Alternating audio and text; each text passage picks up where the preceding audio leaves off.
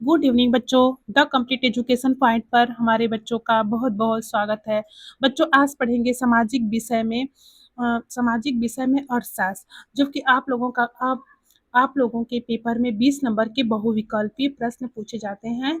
उसमें से इतिहास से क्वेश्चन होते हैं, भूगोल से क्वेश्चन होते हैं, नागरिक शास्त्र से होते हैं और अर्थशास्त्र से होते हैं। तो आज अर्थशास्त्र में दूसरा चैप्टर है भारतीय अर्थव्यवस्था के प्रमुख क्षेत्रक। उसके बारे में उसमें से जितने भी क्वेश्चन इंपॉर्टेंट बनते हैं 20 महत्वपूर्ण क्वेश्चन पढ़ेंगे। देखते हैं, इसमें पहला क्वेश्चन है भारतीय अर्थव्यवस्था को मुख्य रूप से कितने क्षेत्रों में बांटा गया है। तो क्या है बच्चों पहला क्वेश्चन कि भारतीय अर्थव्यवस्था को मुख्य रूप से कितने क्षेत्रों में बांटा गया है। यहाँ क्षेत्र बताना है बच्चों। तो कितने क्षेत्रों में बांटा गया है, क्या 2 या 3 क्षेत्रों में या 4 क्षेत्रों में या 5 क्षेत्रों में। तो भारतीय अर्थव्यवस्था को मुख्य रूप से 3 क्षेत्रों में बांटा गया है। कितने क्षेत्रों में बच्चों, 3 क्षेत्रों में। ऑप्शन बी सही होगा, 3 क्षेत्र। नेक्स्ट है प्राथमिक क्षेत्र का संबंध किससे है।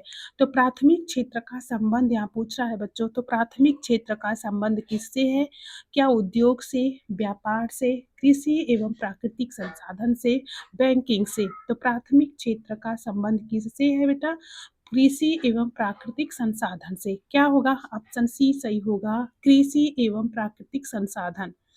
नेक्स्ट है निम्न में से कौन प्राथमिक क्षेत्र का उदाहरण है। प्राथमिक क्षेत्र का उदाहरण पूछा है बच्चों। तो क्या प्राथमिक क्षेत्र का उदाहरण क्या होगा, क्या खेती होगी, बैंक है, फैक्ट्री है, परिवहन है। तो प्राथमिक क्षेत्र का उदाहरण मुख्य रूप से क्या है, खेती है।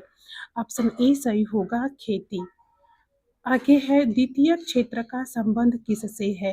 तो द्वितीय क्षेत्र का संबंध बच्चों किससे है, प्राथमिक क्षेत्र का संबंध खेती से है। तो द्वितीय क्षेत्र का संबंध किससे है, तो क्या उत्पादन उद्योग से, शिक्षा से, कृषि से, व्यापार से। तो द्वितीय क्षेत्र का संबंध किससे है बेटा, ऑप्शन तो क्या होगा बताइएगा, ऑप्शन ए सही होगा, उत्पादन उद्योग से। प्राथमिक क्षेत्र क्या है, खेती, और द्वितीय क्षेत्र क्या है बच्चों, उत्पादन उद्योग से। निम्न आगे है तृतीय क्षेत्र को क्या कहा जाता है।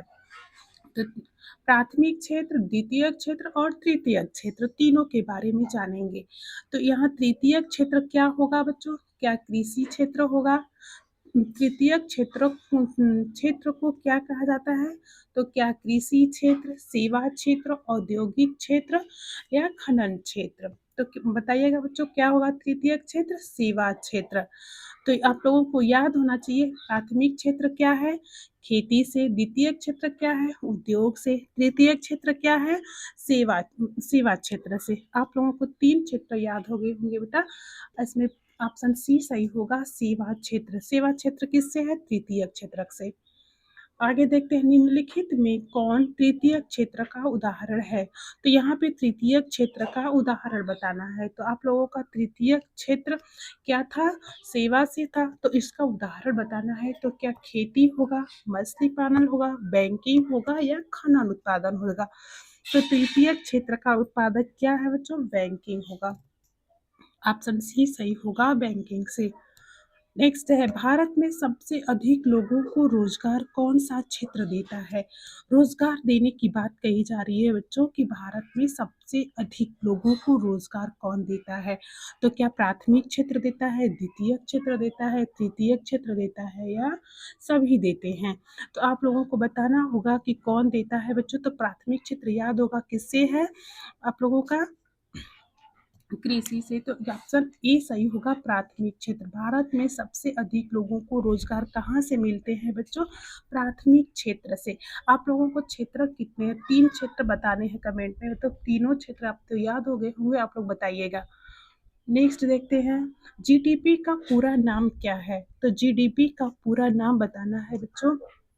तो पहला है gross domestic products, general domestic products, global development products, gross development plan. तो इसमें जीडीपी का पूरा नाम क्या है, gross domestic products. Option A सही होगा, जीडीपी का ग्रॉस डोमेस्टिक प्रोडक्ट्स। जीडीपी की गणना कौन करता है, बताइएगा बच्चों। जीडीपी की गणना कौन करता है, क्या आरबीआई करता है, सरकार करती है, केंद्रीय सांख्यिकी कार्यालय करता है या बैंक करता है? तो जीडीपी की गणना कौन करता है बच्चा? केंद्रीय सांख्यिकी कार्यालय करता है। कौन करता है बच्चों? केंद्रीय सांख्यिकी कार्यालय। ऑप्शन सी सही होगा। देखते हैं आगे। संगठित क्षेत्र में कर्मचारियों को क्या सुविधा मिलती है? तो संगठित क्षेत्र में बच्चों पूछ रहा है कि जो संगठित क्षेत्र होते हैं हमारे, वहाँ कर्मचारियों को क्या क्या सुविधाएं मिलती है? क्या नौकरी की सुरक्षा, छुट्टियां या निश्चित वेतन या उपरोक्त सभी? तो क्या होगा? कर्मचारियों को सुविधाओं में बच्चों क्या होगा? उपरोक्त सभी होगा। संगठित क्षेत्र में क्या क्या सुविधाएं मिल सकती हैं बच्चों? तो नौकरी की भी सुरक्षा है, छुट्टियां भी मिलती हैं और निश्चित वेतन भी मिलते हैं। इसलिए क्या होगा? सारी चीजें होंगी, इसलिए आप लोगों का ऑप्शन डी सही होगा, उपरोक्त सभी। आगे देखते हैं, असंगठित क्षेत्र में नौकरी की क्या स्थिति होती है? तो वहाँ संगठित क्षेत्र पूछा था बच्चों, यहाँ क्या पूछ रहा है? असंगठित क्षेत्र में नौकरी की क्या स्थिति होती है? तो क्या होगा? ऑप्शन ए होगा, सुरक्षित है या स्थायी है या अनिश्चित है या सरकारी है?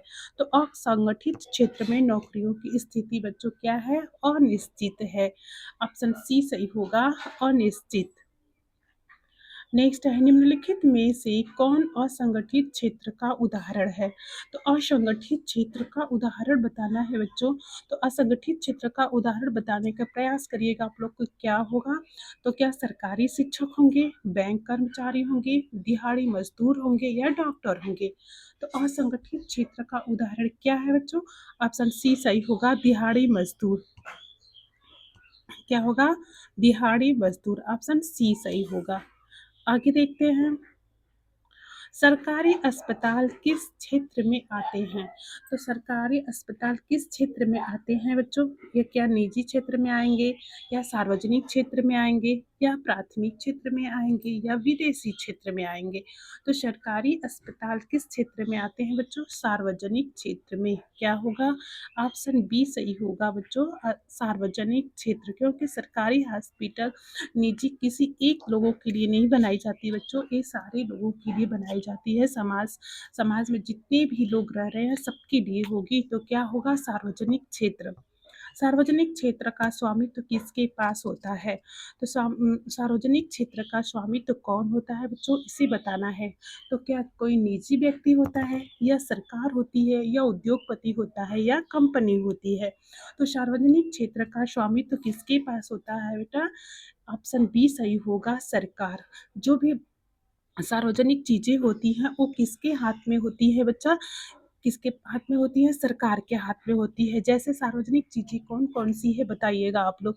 जैसे सड़कें बनाना, अस्पताल बनाना, सरकारी स्कूल बनाना, जितनी भी सरकार, ये सारी चीजें जो सार्वजनिक क्षेत्र के अंतर्गत आती है उसको कौन बनाता है? सरकार बनाती है हमारी। नेक्स्ट होता है, निजी क्षेत्र का स्वामित्व किसके पास होता है? तो निजी क्षेत्र का स्वामित्व बच्चों किसके पास होता है? जो निजी चीजें होती हैं, तो क्या सरकार के पास, जनता के पास, व्यक्ति या कंपनी के पास, पंचायत के पास? तो निजी क्षेत्र का स्वामित्व किसके पास होता है? तो व्यक्ति या कंपनी के पास, जो खुद से बनाई जा सके। क्या होगा? वह तो निजी होगा। क्या कोई कंपनियां बनाएंगी या कोई व्यक्ति बनाएंगे? खुद निजी, अपने अपने हिसाब से की गई प्रौद्योगिकी कार्य जो होते हैं वे निजी क्षेत्र के अंतर्गत आते हैं। तो क्या होगा बच्चों? व्यक्ति या कंपनी। ऑप्शन सी सही होगा इसमें। नेक्स्ट है, निम्नलिखित में से कौन सार्वजनिक क्षेत्र का उदाहरण है? यहाँ पे सार्वजनिक क्षेत्र का उदाहरण पूछा है।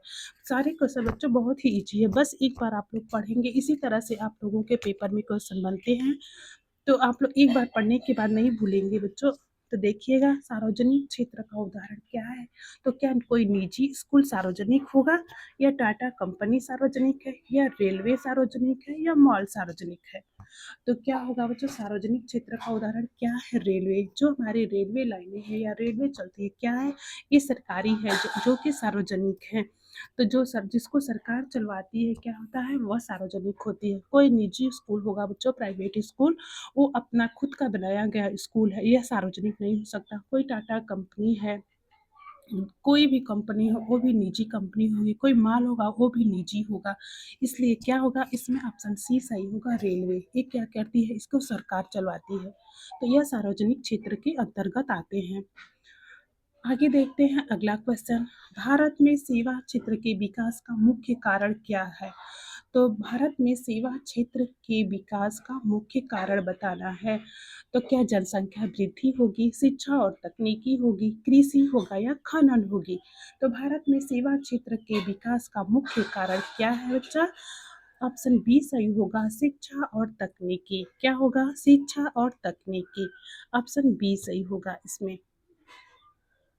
रोजगार अगला क्वेश्चन है बेटा, रोजगार सृजन का अर्थ है। तो यहाँ रोजगार सृजन का अर्थ बताना है बच्चों। क्या नौकरी समाप्त करना, ये क्या हो सकता है? रोजगार सृजन का अर्थ रोजगार उत्पन्न करना, वेतन बढ़ाना, उद्योग बंद करना।